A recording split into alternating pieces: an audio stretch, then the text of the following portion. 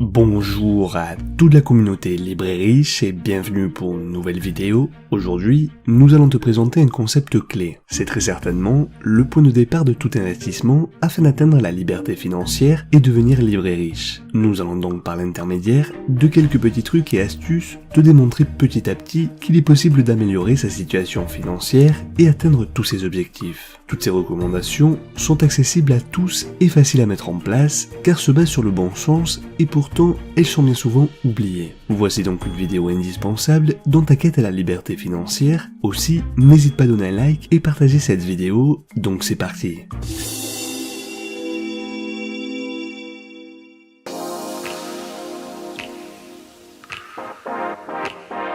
Pour commencer très rapidement, voici 4 subterfuges avant de passer à la deuxième partie de la vidéo. Pour commencer, comme nous n'avons de cesse de le répéter, tu dois penser au plus profond de toi que tu en es capable et que tu vas réussir. Sans persévérance, tu abandonneras. Donc il est très important d'avoir une bonne relation vis-à-vis de l'argent et de l'épargne. Le mindset, tiré de l'anglicisme, traduit littéralement la configuration de l'esprit et il est d'une importance capitale. En effet, on n'est pas loin du véritable sens du terme qui est essentiel aux entrepreneurs, mais aussi aux sportifs, compétiteurs et même ceux qui désirent vivre une vie plus paisible. Car oui, le mindset est avant tout un formatage mental, un état d'esprit que nous allons forger pour atteindre des buts précis. Sans objectif, le mindset n'est rien, en plus d'être une des premières étapes vers la liberté financière.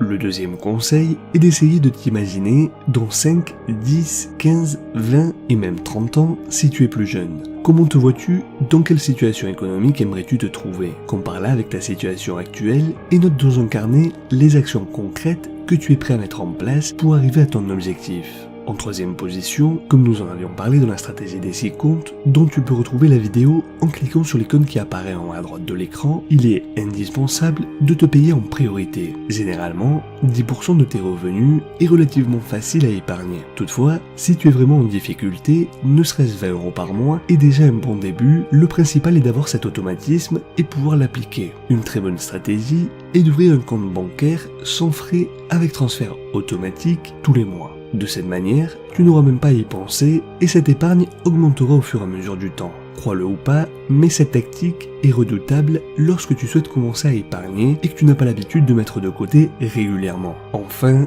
quatrièmement, cet argent doit impérativement être bloqué. Tu ne le toucheras pas. Considère qu'il ne t'appartient pas ou qu'il n'existe pas.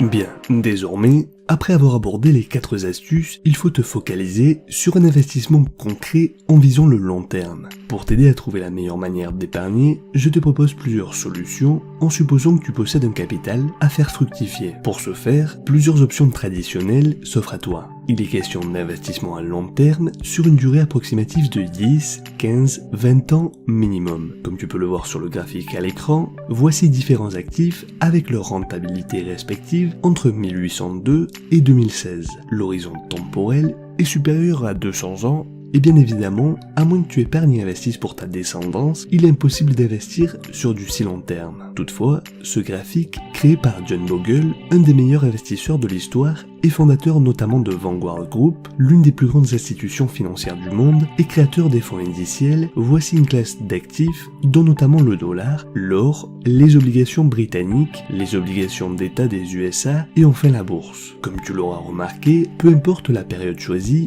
la bourse reste de loin l'investissement de prédilection. Rien n'a jamais été aussi rentable sur le long terme, j'insiste et le répète, que l'investissement boursier en actions. Bien évidemment, il y a toujours des hauts et des bas en fonction des cycles économiques et la volatilité des marchés. Toutefois, l'on voit qu'à long terme, la courbe est ascendante comparée au dollar par exemple. En effet, tandis qu'un dollar de 1802 valait moins de 0,05 $ en 2016, un dollar placé en bourse la même année vaudrait la somme exceptionnelle de 1 136 042 $ en 2016. Nous sommes donc bien loin au-dessus, même des obligations ou de l'or. Aussi paradoxal que cela puisse te paraître, il s'agit donc non seulement de l'investissement le plus rentable, mais également le plus sûr, et ce, malgré le fait que l'ignorance ou amateurisme de beaucoup de personnes leur font dire que la bourse est risquée. Alors oui, elle est, mais sur le court terme et selon le momentum, c'est-à-dire la conjoncture où tu vas placer ton argent, puisque le placer lorsque les prix sont artificiellement gonflés, dû à une bulle, diminuera automatiquement ta rentabilité. En revanche, sur le long terme, les chiffres et le graphique nous démontrent la puissance de celle-ci. En effet, la volatilité va être mesurée grâce à l'écart type, qui est la mesure de variabilité exprimant le rang de rentabilité d'un investissement sur une période donnée. Je m'explique. Si un investissement a obtenu une rentabilité annuelle moyenne de 10% et les 2/3 de cette rentabilité annuelle a oscillé entre moins 5% et 25%, alors on dira que l'écart type est de 15. Effectivement, le rang entre 10 et moins 5 équivaut à 15 points de pourcentage et de 10 à 25 également 15 points de pourcentage. Aussi, lorsque l'on observe le graphe suivant, l'on constate que l'écart type sur un investissement d'un an oscille entre un minimum de moins 11,7% et un maximum de 24,8% avec une moyenne annuelle de 6,5%. Tu l'auras compris, cela équivaut à un écart type de 18,3%, ce qui est tout simplement énorme, puisqu'à moins d'être devin, personne n'est capable de prévoir le bon momentum, c'est-à-dire l'occasion idéale où il est temps de mettre ou retirer de l'argent. En revanche, et toujours grâce au même graphique, dès lors que l'on passe à un investissement de long terme sur 50 ans, l'on s'aperçoit que la rentabilité est même plus élevée, ici 6,9%, avec un écart type de seulement 1%, puisque les rentabilités oscillent entre un minimum de 5,8% et un maximum de 7,9%. Cela confirme donc bien évidemment le fait que plus l'horizon temporel est élevé, moins la variation des rentabilités moyennes annuelles, mesurée par la volatilité de l'écart type, l'est. L'on obtient donc non seulement des rentabilités plus élevées, mais en plus, au fur et à mesure que le temps passe, notre investissement devient moins risqué. Toutefois, pour espérer obtenir une rentabilité sur ton épargne en bourse, il te faudra appliquer 3 conseils imparables que je te propose de découvrir dans cette deuxième partie de la vidéo. En matière d'investissement, il y a 3 principes d'une simplicité déconcertante à appliquer qui sont simplicité, patience et bon sens. C'est-à-dire qu'il faut privilégier la diversification, viser le long terme et se maintenir informé. Dans l'exemple qui va suivre, là aussi, il y a encore 3 principes élémentaires à appliquer pour réussir qui sont les compétences, les bons équipements et les conditions idéales. Je m'explique. Prenons Alain Prost, Ayrton Senna ou encore Michael Schumacher, qui a été le plus grand pilote de tous les temps chez Ferrari en F1 et à qui nous souhaitons une guérison prochaine et des pensées positives à sa famille. Il n'est pas étonnant, vu la notoriété de ces pilotes aux commandes de voitures surpuissantes, qu'ils aient gagné autant de grands prix. En effet, pour que leurs exploits aient pu se produire, il a été nécessaire de réunir 3 éléments clés qui sont non seulement les qualités de pilotage, mais aussi les bons véhicules ainsi que les circuits adaptés, c'est-à-dire que les 3 variantes soient réunies. En toute logique, si l'on avait remplacé l'un des pilotes cités précédemment par un apprenti conducteur, que l'on déplace le Grand Prix de Monaco par l'artère embouteillée des Champs-Élysées où il est impossible de rouler à 300 km/h, et enfin, si au lieu de réserver une Ferrari considérée comme l'une des meilleures marques automobiles de toute l'histoire et sans doute la marque la plus connue au monde, on avait attribué à ces pilotes les mérites des 2 chevaux, les résultats auraient été plus que médiocres. Donc dans n'importe quelle situation, il y a toujours au moins 3 conditions pour obtenir la réussite. Aussi,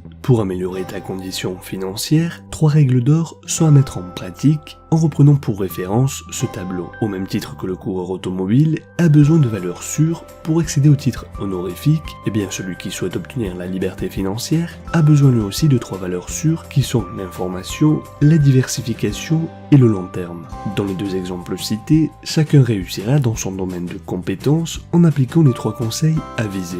Aussi, regardons plus en détail. Premièrement, concernant la partie relative à l'importance de l'information, la chaîne Libre et Riche met un point d'honneur à y contribuer au travers des vidéos diffusées toutes les semaines. Aussi, pour parfaire ton éducation et t'aider dans ta quête, nous te conseillons vivement la lecture de l'œuvre de John Bogle, qui n'existe malheureusement pas en français, mais disponible en anglais ou en espagnol, intitulée Common Sense, un Mutual Fund ou Cómo invertir en fondos de inversión con sentido común. Ce livre est destiné à tous ceux qui n'ont pas vocation à devenir des professionnels de la finance, mais souhaitent effectuer des placements dans un fonds qui reste la meilleure solution en vue d'obtenir une rentabilité et faire fructifier son capital. Fort de connaissances, cela va te permettre de passer au 2e conseil. Celui-ci concerne la diversification des investissements. À ce sujet, John Bogle recommande encore une fois à tous ceux qui ne savent pas gérer un portefeuille d'actifs dû à un manque de connaissances financières et comptables d'investir dans un fonds indiciel ou ETF physique. On ne parle pas ici d'ETF synthétiques réservés aux plus aguerris car peuvent s'avérer très dangereux pour les néophytes car font usage de contrats swap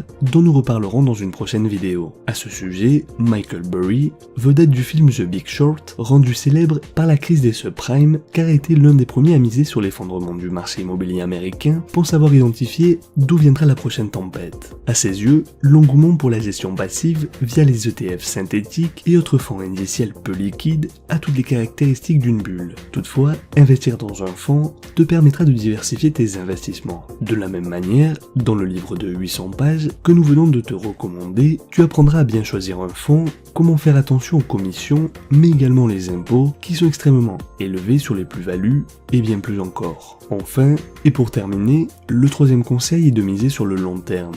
John Bogle nous fournit ce graphique qui démontre dans un premier temps l'irrationalité de la majeure partie des investisseurs et pourquoi il te faut plutôt et surtout parier sur le long terme. Victime de l'effet de mode, le market timing est mis sur le devant de la scène alors que subsiste un piège. En effet, certains se croient plus malins que le marché qui à court terme reste imprévisible. Aussi, ce graphique devrait permettre aux investisseurs intelligents de bien comprendre le concept et éviter de tomber dans le piège où certains plongent tête première. La ligne jaune représente la rentabilité du marché et les bâtonnets bleus représentent les flux de trésorerie représentés par les participations des investisseurs dont les fonds d'investissement qui se focalisent uniquement sur le court terme. Comme tu peux le voir, chaque fois que la rentabilité augmente, les investisseurs pensent profiter des grosses rentabilités et achètent des participations de fonds. Toutefois, c'est justement le moment où le marché s'inverse et la rentabilité chute. De ce fait, ces mêmes investisseurs prennent peur et veulent retirer leur argent juste au moment où le marché cesse de chuter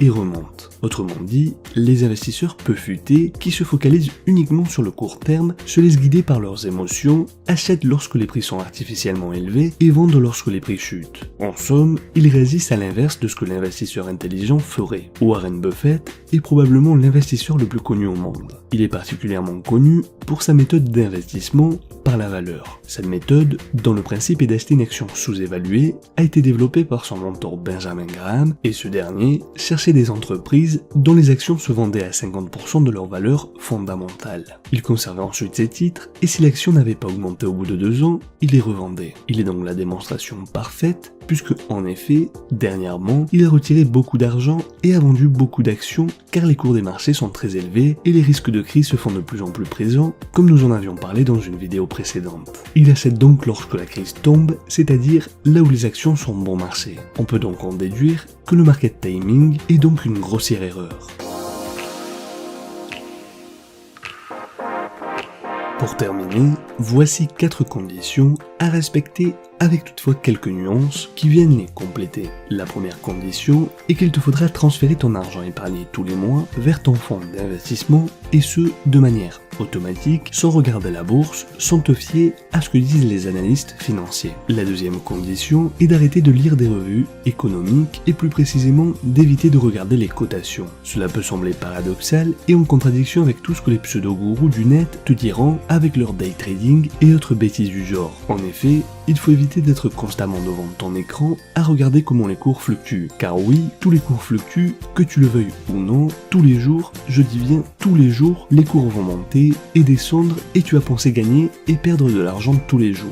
À moins que tu sois addict à l'ascenseur émotionnel et quelque peu masochiste, ne t'inflige pas de douleurs supplémentaires, nous sommes en train de parler de long terme. Tu peux bien évidemment lire les revues, voir ce qu'il se passe au niveau international, apprendre de nouvelles connaissances, mais ne touche pas à ton fonds. Troisièmement, si tu n'as pas confiance dans les gestionnaires de ton potentiel fonds d'investissement, ou que tu ne souhaites pas ou ne sais pas tout simplement pas analyser un fonds, ou investir personnellement dans des entreprises et te créer ton propre portefeuille d'actifs, alors choisis tout simplement un fonds indiciel. Les fonds indiciels te coûteront de très petites commissions, ils sont à gestion passive et ils répliquent tout simplement un indice. Si le fonds est indexé sur le CAC 40, alors tu obtiendras exactement la même rentabilité que le CAC 40, allégé des commissions qui sont bien plus basses que des fonds à gestion active et des impôts.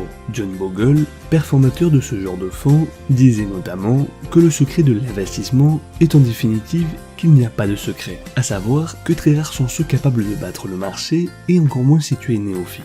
Pour information, attention à ne pas confondre les fonds indiciels réels avec notamment les ETF synthétiques dont nous reparlerons dans une prochaine vidéo. Enfin, et pour terminer, pour ceux qui ont déjà de très bonnes connaissances mais qui n'ont pas forcément l'envie ni le temps de gérer leur portefeuille d'actifs en achetant eux-mêmes les actions de l'entreprise, obligations, etc., alors cherche un bon fonds d'investissement qui base sa politique d'investissement sur le value investing bien géré avec de petites commissions. Renseigne-toi bien sur ceux qui vont gérer ton argent derrière ce fonds, cherche à savoir quelle est leur politique, comment fonctionne le fonds, et si tout cela respecte ton profil d'investisseur, alors tu peux passer à l'action. Le meilleur conseil est de rester informé, à savoir qu'il existe également des ISR ou investissements socialement responsables pour ceux qui sont intéressés par des placements éthiques dont nous reparlerons dans une prochaine vidéo si ce sujet t'intéresse. Dans ce cas, vérifie que le fonds respecte bien les valeurs que tu souhaites promouvoir. Bref, j'espère que cette vidéo t'a plu, n'hésite pas à donner ton avis en commentaire, si ce n'est pas encore fait,